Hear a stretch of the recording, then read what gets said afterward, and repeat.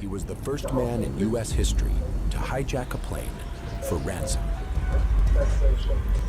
He leapt out of a commercial jet with a parachute, $200,000, and was never seen again. Dead. I thought it was way more than 200,000. Or alive. The mystery has frustrated the FBI for nearly 40 years. I think he was just a sleazy, rotten criminal. But has given the public a lasting legend. Who was D.B. Cooper? Did he survive? Now, for the first time, new scientific evidence could finally help unravel the mystery of D.B. Cooper.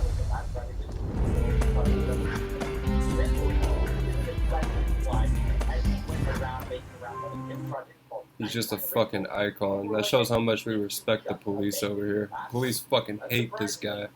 But to us, he's a fucking hero. It's the eve of Thanksgiving, and people around the country are traveling to get home.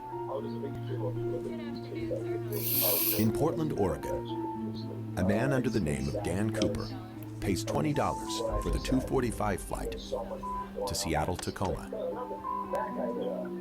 Flight 305 is one of the shortest journeys on Northwest Orient schedules, just a half an hour in normal conditions.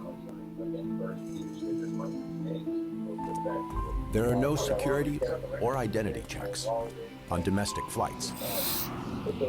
So in 1971, it was possible to board an airplane carrying a gun, carrying a bomb, carrying knives, carrying weapons. Nobody checked. You could just get on and go as Dan Cooper did. The slim man. What a hell of a time to be alive, man. Now they goddamn probe you if you want to fly a state away. In his mid-40s, is wearing mirrored sunglasses and dressed like a typical businessman.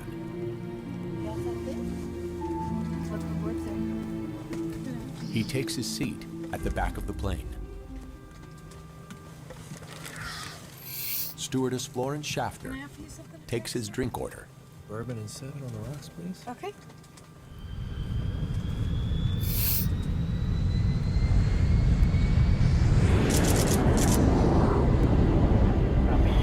Port departure, Mr. Orient 305 and route for 18.5. On takeoff, the man hands Florence an envelope. This is for you. At first, she thinks he's flirting, but his insistent gaze persuades her to open the envelope. The note reads, "Miss, I have a bomb here and would like you to sit by me." Ooh, this guy's got game. That's a good one. I'm gonna try that one sometime.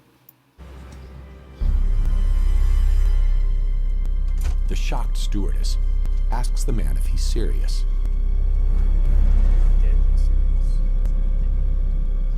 She calls her colleague, Tina Mucklow. Inside the hijacker's briefcase, he reveals what appears to be a bomb.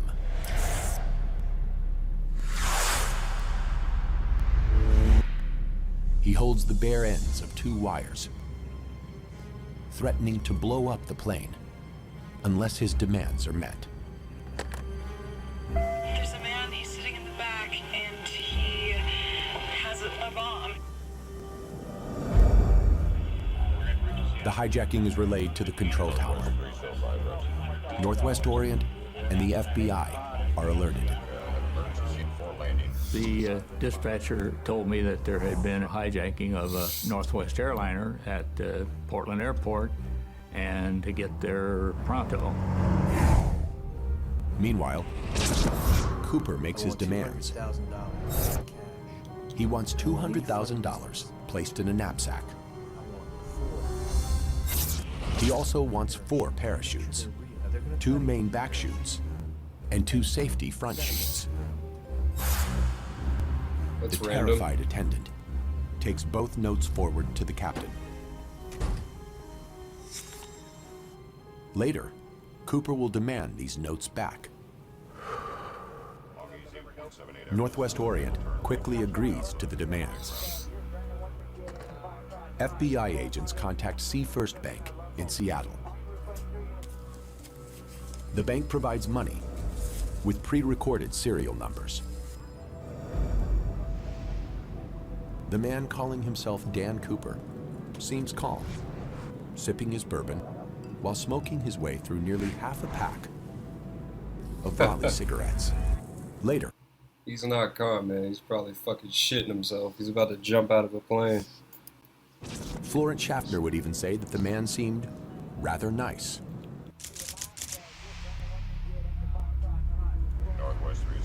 Finally, the ransom money and parachutes arrive at the airport.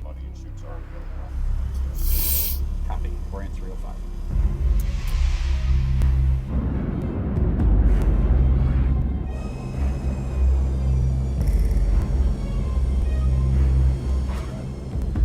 Cooper insists that they taxi to a remote part of the runway.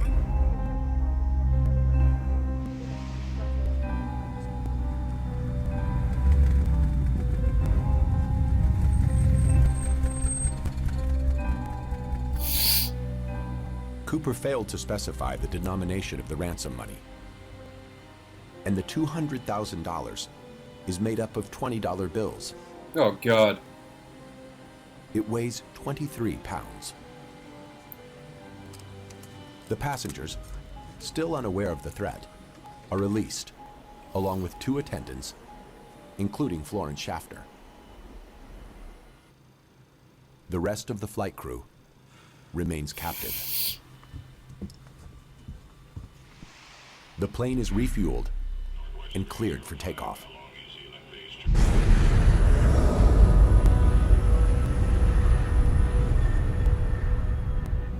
The hijacker demands that they fly at 10,000 feet, with landing gear and flaps down. The plane's speed will be limited to around 200 miles per hour. He wants to fly to Mexico City, Tina, we cannot make it to Mexico. but there's not enough fuel on board. We can't Yeah. make it to Mexico City, it's too far. The captain offers Reno or Phoenix. Reno's nice. Let's go to Reno. Reno sounds nice. Fuck it. It's like he has no plan. He's just... Well, I guess he is going to jump out, so it doesn't really matter. The autopilot is set on flight path Victor 23, which allows for low altitude flying.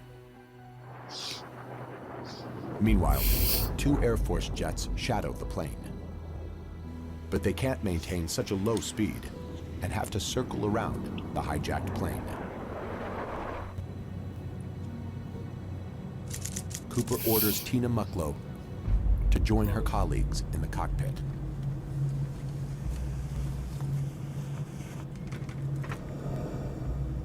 Tina notices that Cooper is tying something around his waist. She thinks he's attaching the bag of money to himself.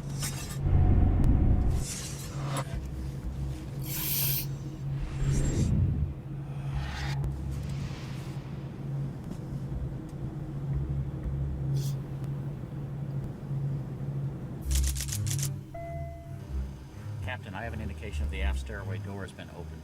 Stairway door. The warning light indicates You that don't the open rear that door with and light. stairs have been deployed. Jump out. A Boeing 727 is one of the only commercial planes with rear stairs. In 1971, there's nothing to stop them being deployed during flight. The crew are That's really impressive if Cooper actually knew that and took that into consideration when he hijacked this plane.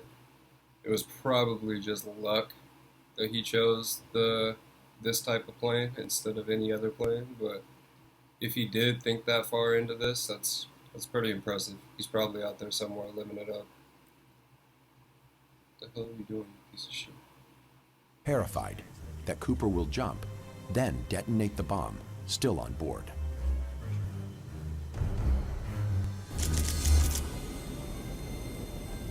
Captain, we are losing pressure. We are losing cabin pressure.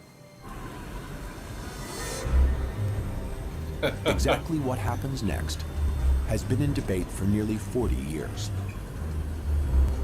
The only clear thing is that Dan Cooper was never seen or heard from again.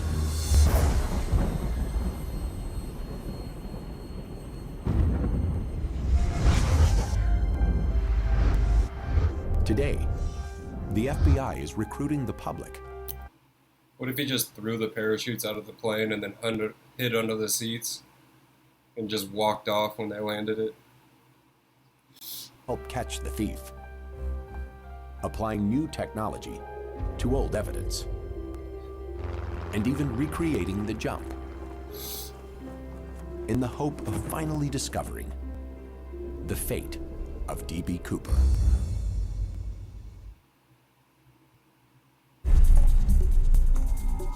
In the Seattle office of the FBI, Special Agent Larry Carr is taking a new look at the case of D.B. Cooper.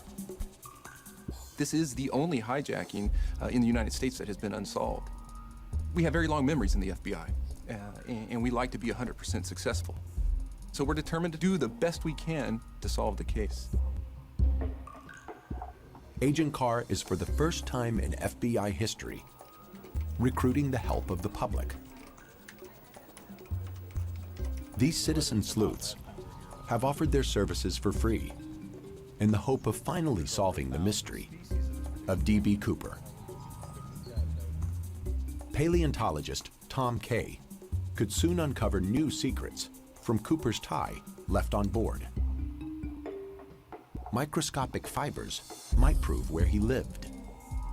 We're hoping this will put us on the trail from where Cooper came from. But first, the team scrutinizes every detail of the original investigation.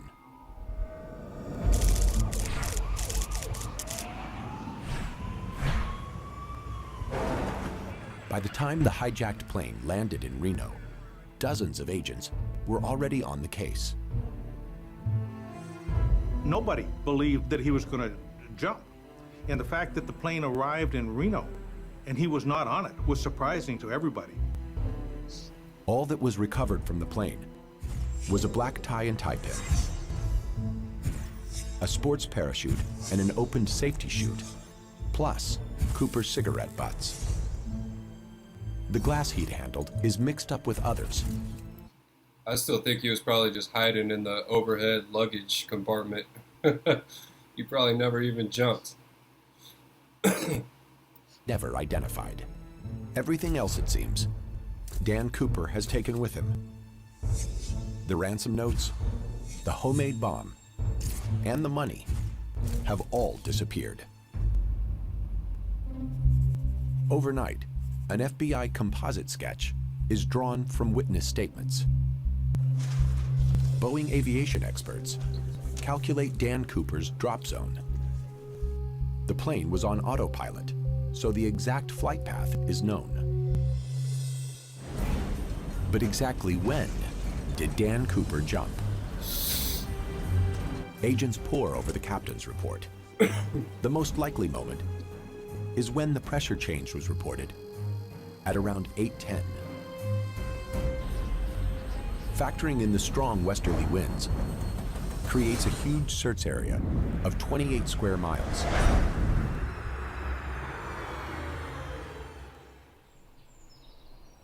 At first light, on Thanksgiving 1971, just outside Ariel, Washington, one of the biggest manhunts in U.S. history begins.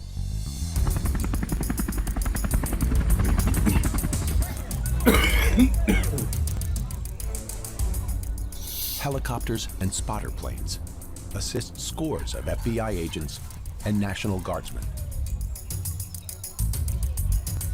The military got involved with a number of troops, and the FBI had 30 to 40 agents involved in the search.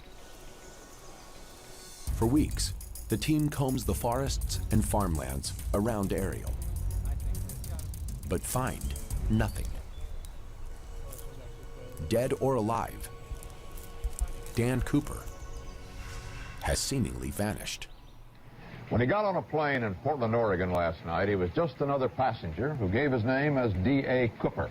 But today, after hijacking a Northwest Airlines jet, ransoming the passengers in Seattle... DB Cooper, ain't it? Yeah. This guy's an idiot. Well, then making a getaway by parachute somewhere between there and Reno, Nevada. The description on one wire service, master criminal. In one newspaper, the hijacker is mistakenly named D.B. Cooper. We corrected him and told him the guy's name was Dan Cooper. But DB is catchier than Dan, so the name stuck with him forever. How the hell is DB catchy? Initially, the FBI concludes that the hijacker was probably an experienced parachutist. The fact that he did jump certainly says that he is someone who is much more familiar with aircraft and with parachuting than the average person. Agents check records of hundreds of ex-paratroopers and pilots in the hope of finding their man. Then, a breakthrough. An almost identical skyjacking convinces the FBI that D.B. Cooper has struck again.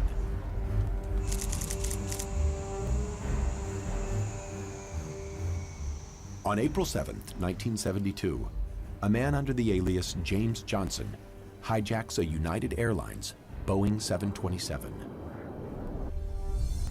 He demands $500,000, 4 parachutes, and leaps out from the aft stairs somewhere over Utah. The hijacker might have gotten away with it had he not previously boasted to an acquaintance.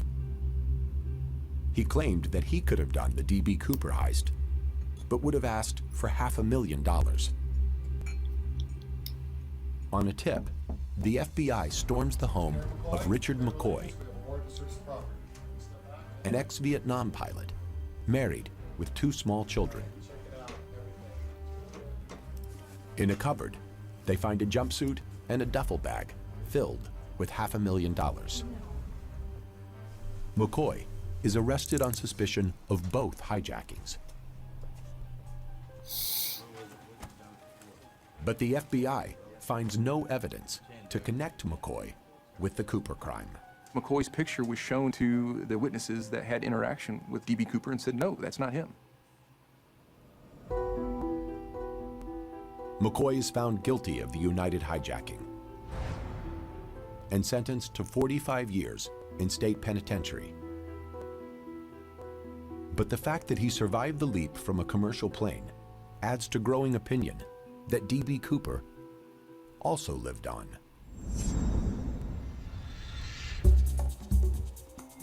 Then, in 1980, after almost a decade of dead ends, a major breakthrough.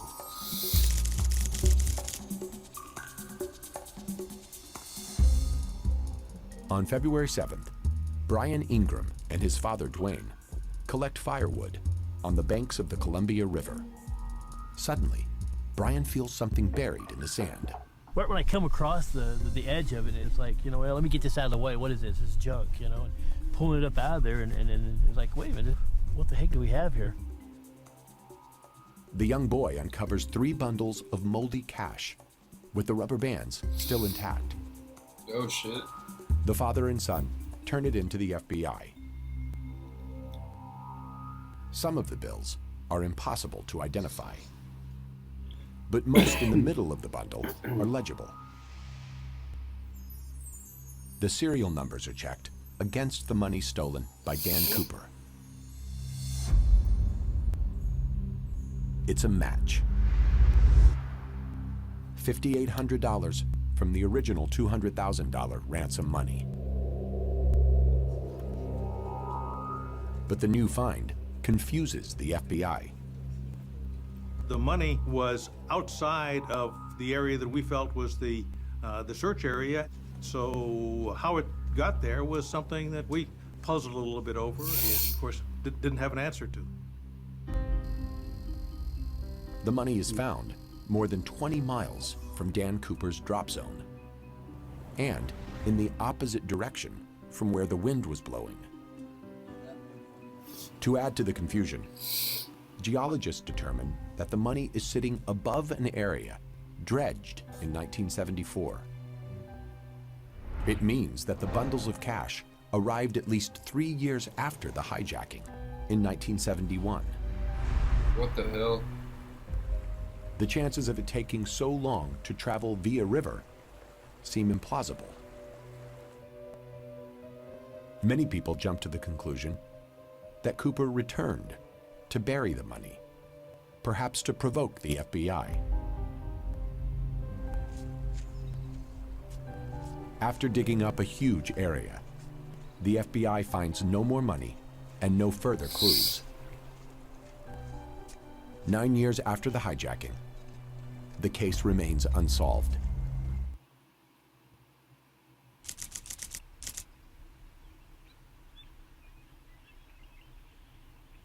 Today, this sleepy town of just a few hundred people is the Mecca of the legend of D.B. Cooper. Here at the General Store, every year since 1974, a party is held in Cooper. Man, this place looks lit. I gotta check this place out. I love the legend of D.B. Cooper. Such a cool story. On the Saturday after Thanksgiving, people from all over the country come to pay tribute to the man they believe got away with it.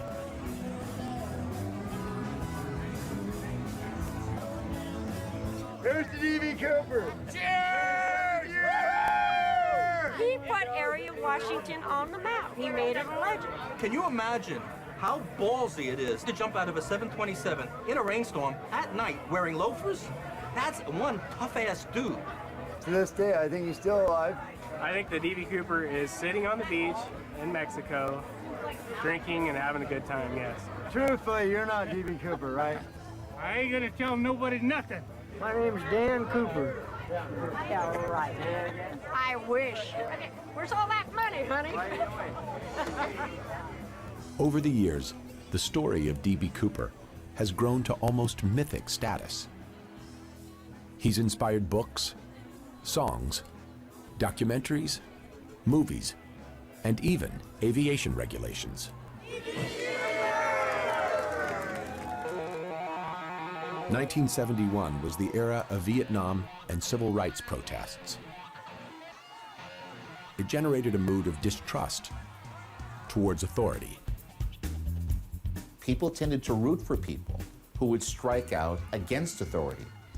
D.B. Cooper, to that extent, was an excellent symbol. D.B. Cooper was a modern-day pirate of the sky, and in a way he did something, an act that was so daredeviling, that he became a fixture in the collective imagination of the country. This was not a common hoodlum. He dressed in a business suit. He had an attaché case. He drank bourbon. He was, to those degrees, gentlemanly. The way that James Bond was a gentleman secret agent, D.B. Cooper attempted to be a gentleman thief. Who was Dan Cooper? Gentleman thief or violent criminal?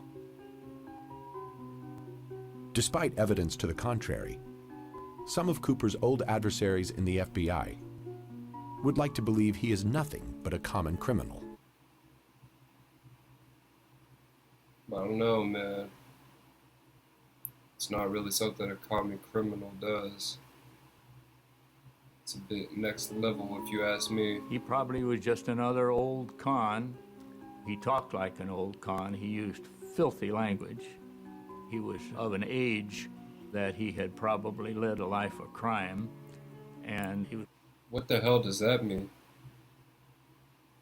He's of the age that he must have done a lot of crime. What age is that? Loser. But there's little in witness statements. I don't know. Do they have a bar named after you? He doesn't sound like a loser to me. You're just salty. To support Himmelsbach's claims. Some stories in the media portrayed Cooper as a chain smoker and a drinker. Oh, he's a piece of shit. It's an image that Larry Carr thinks is wrong. I don't believe D.B. Cooper was a drinker hardly at all. You would think that someone that was going to be in a very stressful situation would certainly have more than one drink if he was a drinker, and certainly would have smoked many, many more cigarettes than just the 8 that he did. Carr finds a profile of the typical Raleigh cigarette smoker. He was upscale and well-educated. Likewise, Carr finds that bourbon and 7-Up was popular with a sophisticated crowd in the 70s. If Cooper was a gentleman thief, money wasn't his only motive. At one point in the flight, Tina Mucklow asked Cooper why he'd picked on Northwest Orient. He replied, "It's not that I have a grudge against your airline. I just have a grudge." Ooh. It's these cold-blooded.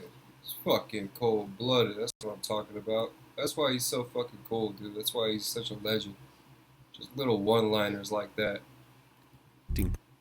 She probably thinks about him every night. That have kept the legend alive. We don't know if he lives or if he dies. That adds to the mystery. It's like having a novel without a final chapter. We want to know how it turns out. Over the years, the FBI have interviewed over 1,000 suspects. But finding Cooper has always eluded them.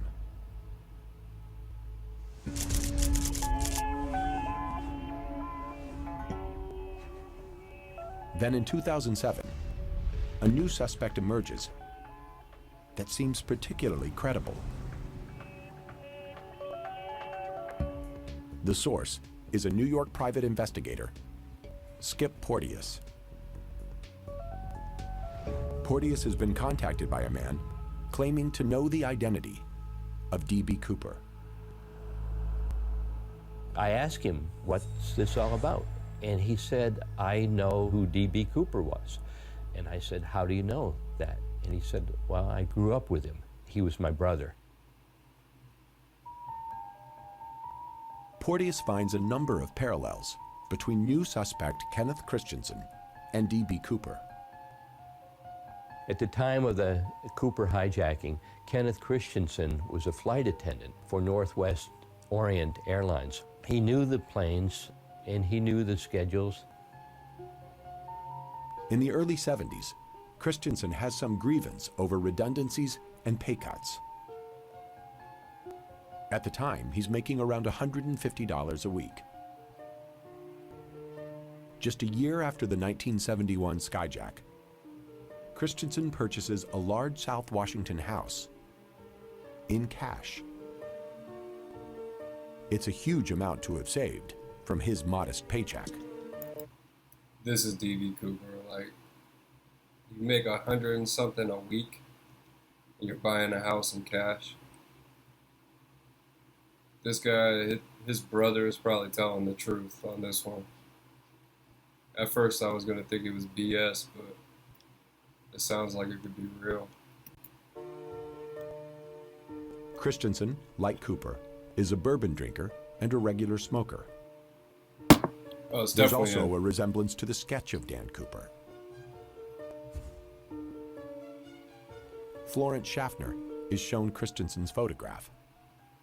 She said it looks more like D.B. Cooper than any other photo she's ever seen. But this evidence has not convinced the FBI. He never admitted that he was Dan Cooper. It's just a relative saying, I think he's Dan Cooper, with nothing to show that he possibly is Dan Cooper. Stories like Christensen have kept the legend of D.B. Cooper alive for decades. Now, the daring jump will be recreated in the hope of discovering if Cooper survived.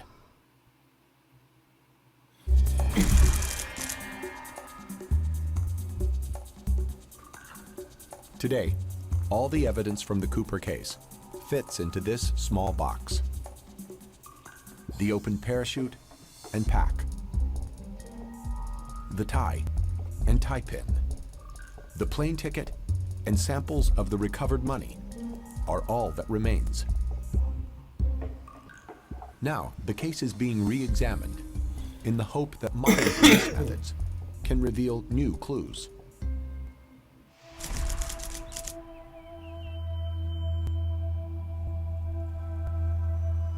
Paleontologist Tom Kay is lending his services to the investigation and has become the lead citizen scientist.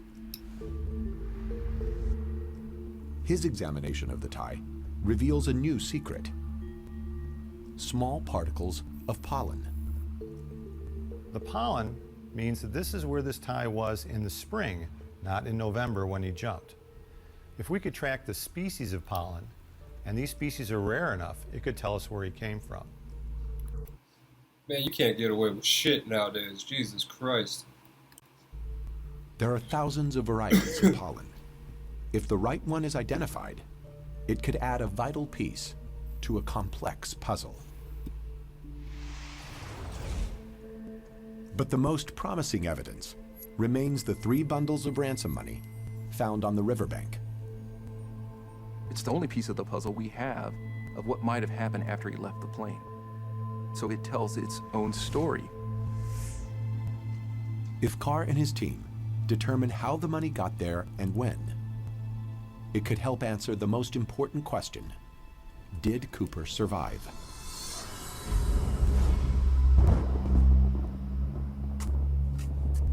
In 1980, the FBI concluded that the money was sitting above a dredge layer and must have arrived after 1974. It led many to believe that Dan Cooper returned to bury the money. But Tom Kay is convinced that the money came out of the river and wasn't buried by human hands.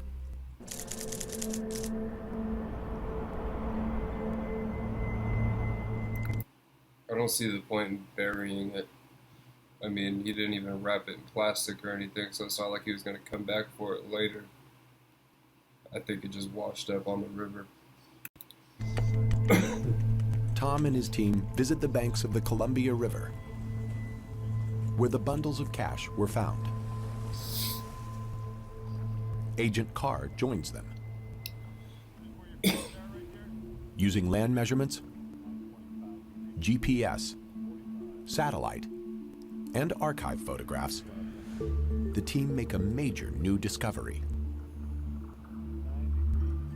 They find the dredging of 1974 stopped 150 feet away from where the money was found. So we believe now that the dredging sands did not interfere with the original burial of the money, and that the money got buried there within a few months after Cooper's daring jump. If the money was not buried by Cooper and came out of the river within a few months, how did it travel over 20 miles from the drop zone? The new evidence points to one conclusion. The only transport method that makes any sense is via water. Did the bag of money land in a nearby river? Was it still attached to Dan Cooper? Did the hijacker have the skills to complete his mission?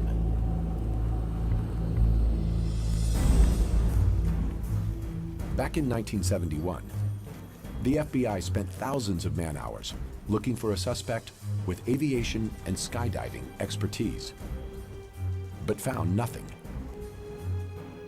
Now, Larry Carr thinks they might have got it wrong.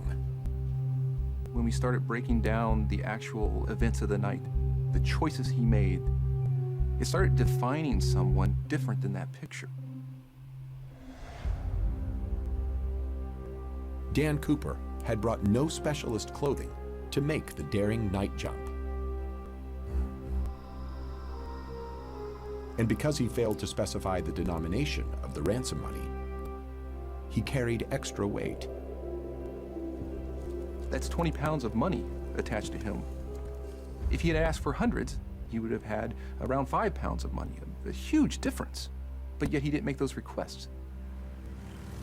Oh, dude, I think he had a lot on his mind. I mean, it doesn't amaze me that he didn't ask for specific bills. This might have actually been his first robbery. The man who packed the 2 main parachutes in 1971 is convinced that Dan Cooper was not a skydiver. On that night, I provided 2 parachutes, one of them being an NB-8, which is the one I'm wearing, and the other was a Pioneer Sport parachute. He chose the NB-8, and I don't know why. The NB-8 is very uncomfortable, will open much harder. The ripcord is very flat, it's mixed in with a harness. That doesn't mean he didn't skydive once in a while. I mean, maybe he was used to the NB-8. Maybe that's just what he was accustomed to. I mean, some people prefer, you know, to drive shittier fucking cars because that's what they're used to. They're not used to big trucks or whatever. He was probably just used to those types of shoots. That was a bad example I used, but you know what I mean. He couldn't probably even find the ripcord.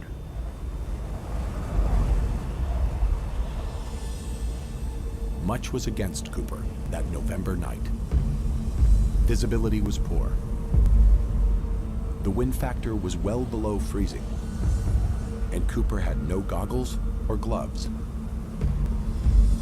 Why in the world would a guy jump with an NB-8 at night, going out of a 727, not knowing where he's getting out? It didn't make any sense to me. Well, at this point, he doesn't want to go to prison for the rest of his life. On board the hijacked plane, the parachutes were delivered with a set of instructions. Dan Cooper told Tina Mucklow he wouldn't need them. This detail convinced many that Cooper was an experienced parachutist.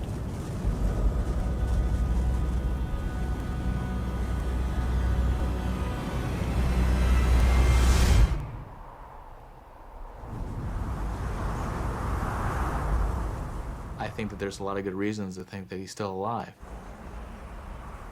You can find parachute experts out there who said that they can make those jumps.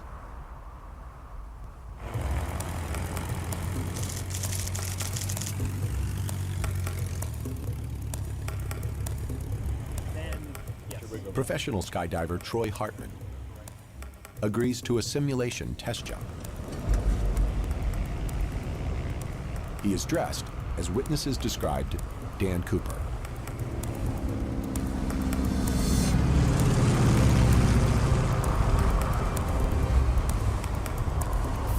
A 23-pound weight is added in a front pack, and he is asked to tumble to simulate the disorientation that Cooper might have felt in the dark.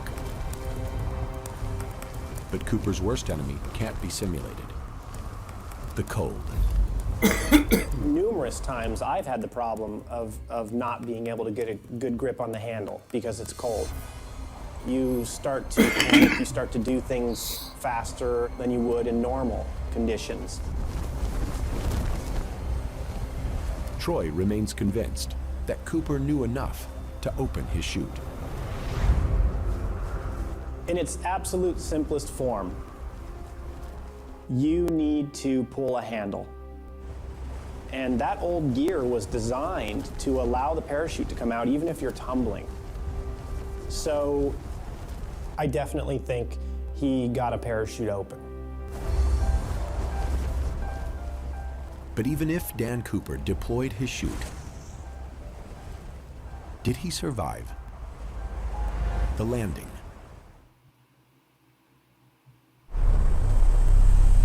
The mystery of D.B. Cooper has fascinated people and frustrated the FBI for nearly 40 years.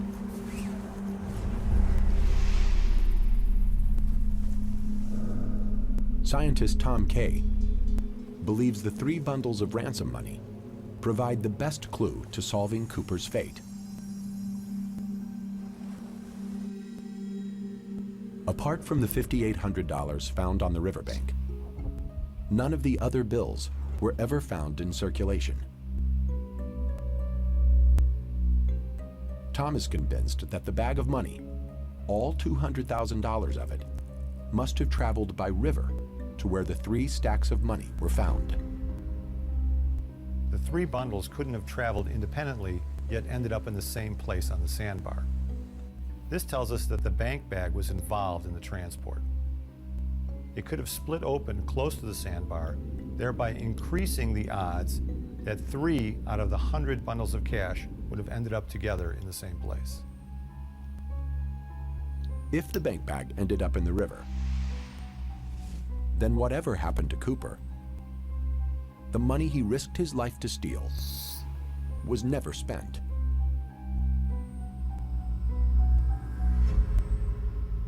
But how exactly did the bag of money end up in the water?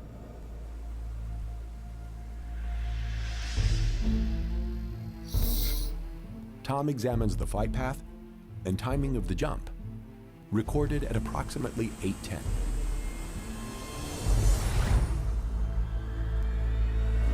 At this point, he's directly over the Lewis River.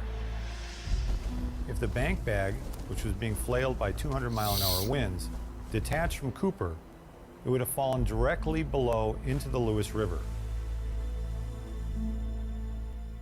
The Lewis River is around 300 feet wide, with a fast current and rapids. It's possible that the money bag could make its way downstream.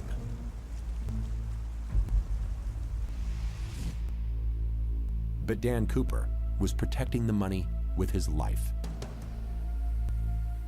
And with 30 feet of parachute cord, could have secured the bag. If Cooper did secure the bag and managed to deploy his chute, where would he have landed? His chosen parachute, the NB-8, unlike the sports chute, is not maneuverable. It would take him wherever the winds blew. Tom Kay believes that whatever altitude Cooper deployed, the westerly winds would carry him directly to his worst nightmare: water. From our calculations, we can determine that if Cooper pulled his parachute right away, he would have had a long drift and likely ended up in Lake Merwin. If he waited and pulled a couple thousand feet above the ground, he would have ended up in the Lewis River. Lake Merwin is a huge dam, which spills directly into the Lewis River. The low cloud cover and the non-maneuverable parachute would have given Cooper little, if any, chance of changing course. With near freezing temperatures, the water would have been cold. Cold enough to kill.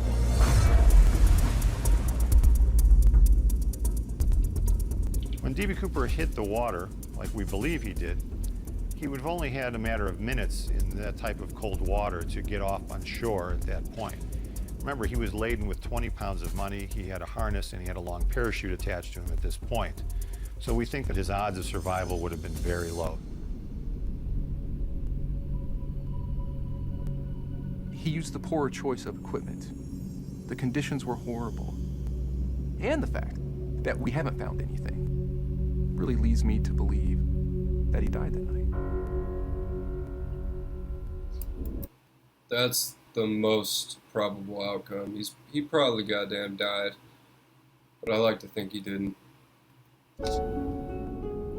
The semi-buoyant body would have moved down the fast-running river some 20 miles to the Columbia.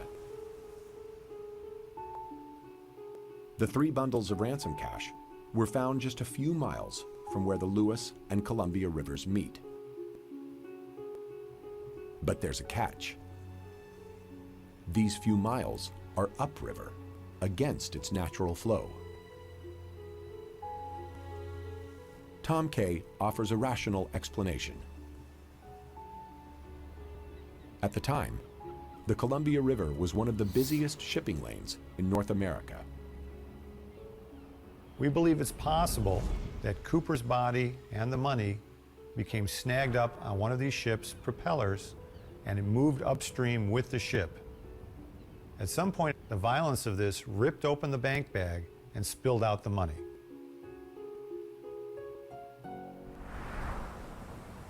Three of the 100 bundles subsequently found their way onto the shore before being covered by the shifting sands. But if this is true, what happened to Cooper's body? We've looked at the currents, and these tell us that within a few days, the Columbia River is going to suck up your body and spit it out into the ocean. So D.B. Cooper may be at the bottom of the ocean at this point, and we would never, ever be able to come up with his body. After nearly 4 decades, Tom Kay offers the first comprehensive theory of what might have happened to Dan Cooper. But, dead or alive, the identity of the hijacker remains a mystery. Larry Carr believes he might have a new lead. A European comic book hero of the 1960s is a fearless pilot called Dan Cooper. The dashing hero carries out brave missions, including parachuting from planes. It's possible that the sky... So he was Swedish, possibly. Hijacker was a fan of the comic and used the alias for his crime. Maybe someone that never even thought of their relative as being Dan Cooper, but disappeared in 1971, and they're searching in the attic, and all of a sudden they find these comic books from Dan Cooper. I mean, that would be huge. But Tom Kay knows what evidence they will need to convince people that the legendary Dan Cooper died that night. Well, really what it's going to take to solve the D.B. Cooper case is D.B. Cooper's body. It's kind of like Bigfoot. You know, you can come up with lots of evidence, but until you have a dead body, you really haven't solved the case. Don't you dare say that Bigfoot's real. I know he's real. I've seen him. While probability now points to D.B. Cooper's death, without hard evidence, many people today still believe that he survived. I say there's a good possibility that Dan Cooper survived the jump and is out there. The legend of D.B. Cooper has it that he was a gentleman thief, that he stole $200,000 without hurting anyone and leapt into the darkness and into history. Whatever the truth, it is not the end of the story. It's more like a new beginning to solving the mystery of D.B. Cooper. That was interesting. I don't know if they mentioned it, but I also heard that D.B. Cooper in his briefcase wasn't even an actual bomb. It was just like some painted PVC pipes and some random wires. So that guy's a legend, man. D.B. Cooper, if you're watching this, you're my hero.